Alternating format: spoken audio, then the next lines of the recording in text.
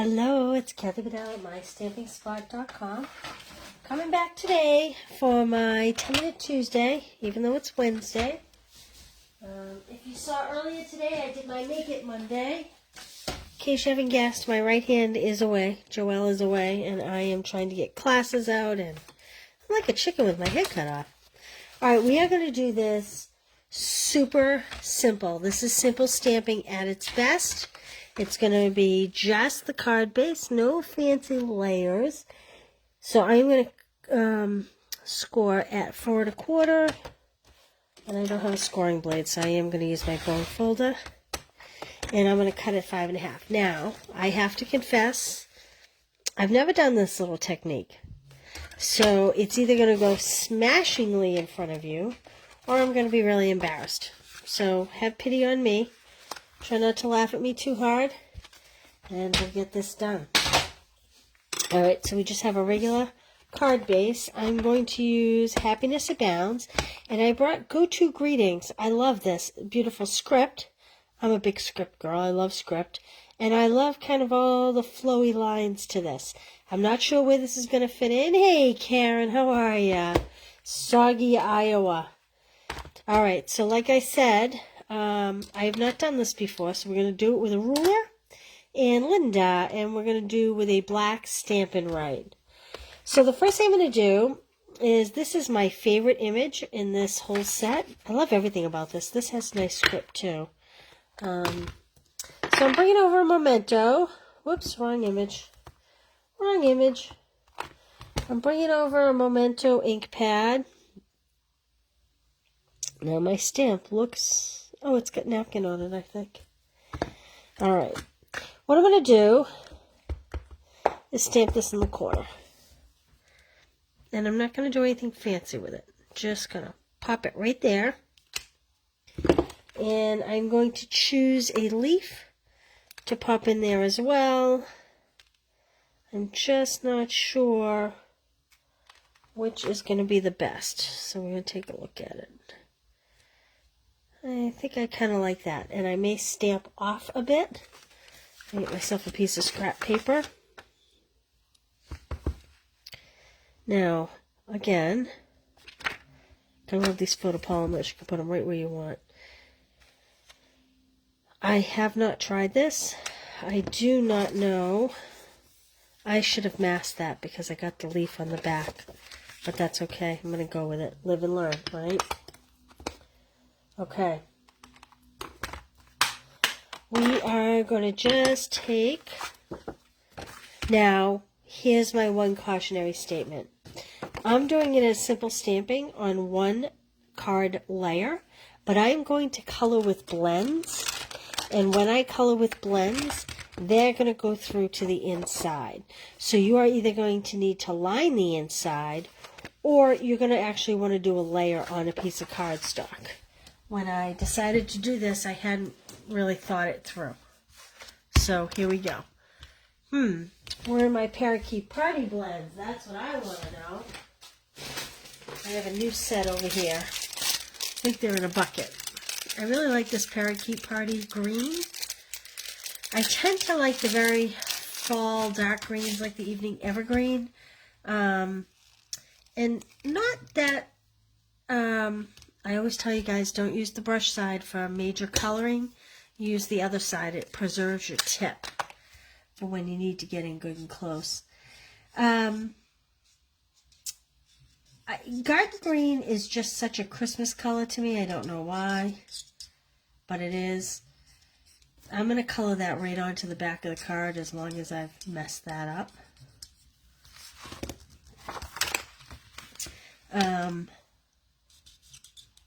Seem to be at a loss for words here. I know that's unbelievable, isn't it?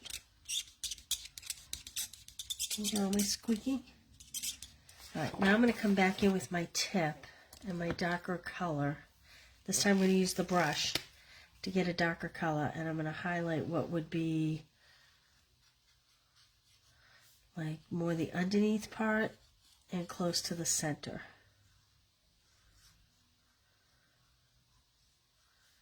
Like that. Love these blends. Now, I don't know if you can see or not, but I am not coloring on the tip. I'm bringing it from the side to preserve my tip. It's very important. These tips are preserved. And it didn't come out quite dark enough, so I'm going to go over it again. I sat down to color and I just thought, oh, I hope I'm in the camera. Okay. So there's my parakeet party. Now, I don't know. Have you ever seen a Tahitian tide flower? Do we want to do Tahitian tide? I think I'm going to do it for a change. I don't know. I'm such a traditionalist. I guess I'll go with Orchid Oasis. Because, you know, we don't want to do anything out of the box. No, we do want to do things out of the box. Kathy just doesn't do them out of the box.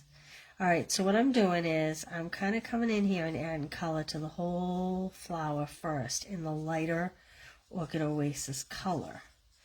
And I'm not too worried about the lines because I am going to go back in and highlight after the fact. This is Kathy's lazy way of coloring. This is how I do things quickly. It's probably not the best way, but it is how I do it. I am high efficiency, unless I'm looking for something, in which case then I'm low efficiency. Do you ever lose something in your stamp room and you're wandering around and usually the thing is sitting on the desk right in front of you? That happens to me way too much. My family is tired of coming in and looking for stamp sets for me.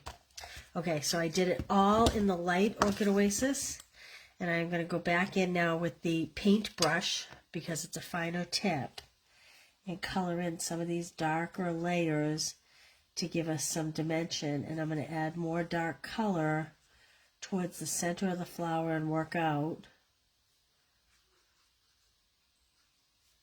like this.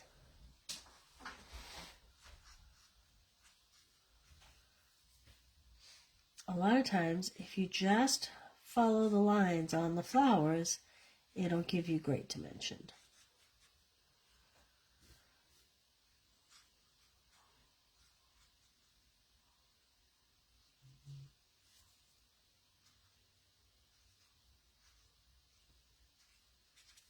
Okay,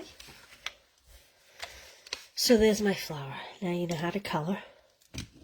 Not that I just taught you how to color, I'm saying now you know how to color. Now we're going to try what I have never done. First I'm going to put a sentiment up in here. We'll see how it goes. I think I will do, I'll do Happy Birthday. As you can see, I haven't used this yet, so we just have to find the Happy Birthday. Ooh, that Happy Birthday is a little bigger than I thought it was. I don't know. Yeah, I guess I'll put it there. I have to peel the back off, though.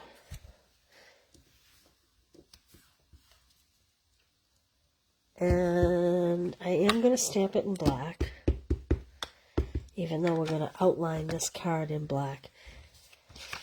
All right, pressure's on. I hope I get this straight because I have never stamped this before. I'm going to stamp it on scrap just to see. So what I'm doing here is this has a very curvy line at the bottom. I'm kind of making the points touch along the straight line. When I pick it up, I'll see. So that's pretty straight. So that's the key to this, is having the lowest points. So now the only problem is I'm putting it at the top. So I'm going to start here and slide it down this time.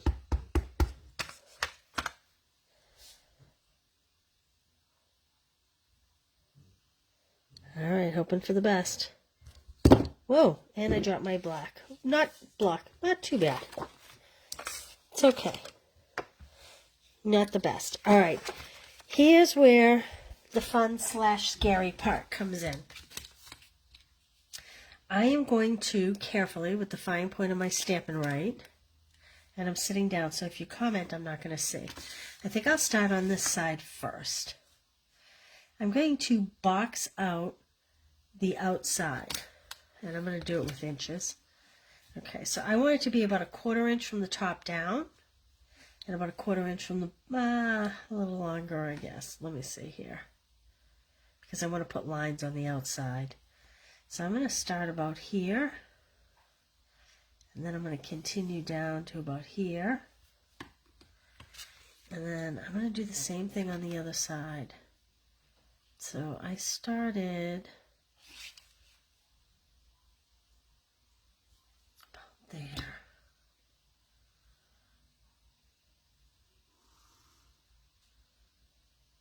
Like that. Okay, and then I'm going to connect lines over like this. And again, this is my first try. Now I'm not going to go right to the edge. I'm leaving a little gap each place.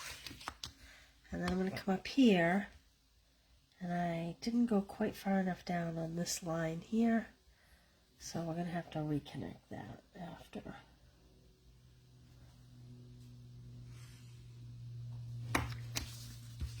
Okay, and then here's where the artistic freehand stuff comes in.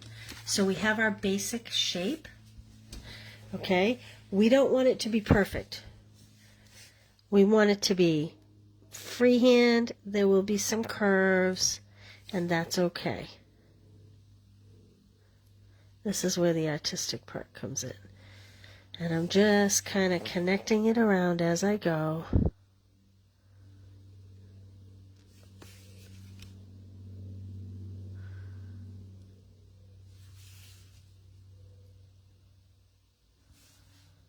Like so.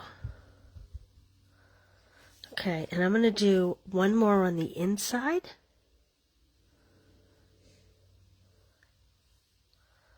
Like this. And again, it's supposed to be a little artistic, so don't, now look at this one, I'm going to spring way down here because we're on the inside. Now, one thing I wish I had done was not rounded this corner on that outside line. I wish I had made it boxier, but you know, you live and learn. And then I'm going to stop here at this H, and I'm going to pick up back over here. Then I'm going to pick back up over here, and then I'm going to bring it down. And then just give a couple squigglies here and there like you're tying it together. Just on an angle. Nothing fancy. Like that. What do you think? I've seen it done before. It's not my forte. I love these glossy dots. I probably overuse them, but that's okay. I'm going to overuse them today. I'm doing it very monochromatic. That one's sticking to my finger.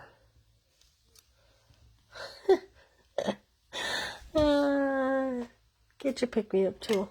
My pick-me-up tool is not on my desk. I'm going to do scissors instead. Don't cut yourself.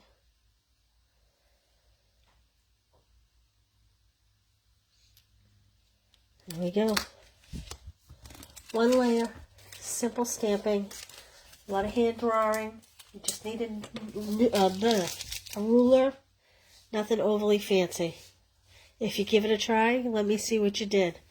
Like I said, first try. So I'd love to see what you do.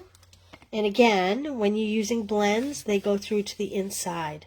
So I didn't really think that through. I would do a layer. I would do this on a layer on top of a card base. Maybe you could do Parakeet Party base with the white layer on it, or the Orchid Oasis base with the layer on it. But there we go. Okay, host code. Spent $35. I'll send you these free make and take kits. They will go out in the mail this week. If you've already ordered, they're going out this week. And you get everything you need. All the pre-cut butterflies, all the gems, everything. All you need is a stamp set. Does it have to be this stamp set? It does not have to be this stamp set. All right. Thanks for joining me. I will see you tomorrow for Thankful Thursday. Have a great day, everybody. Bye.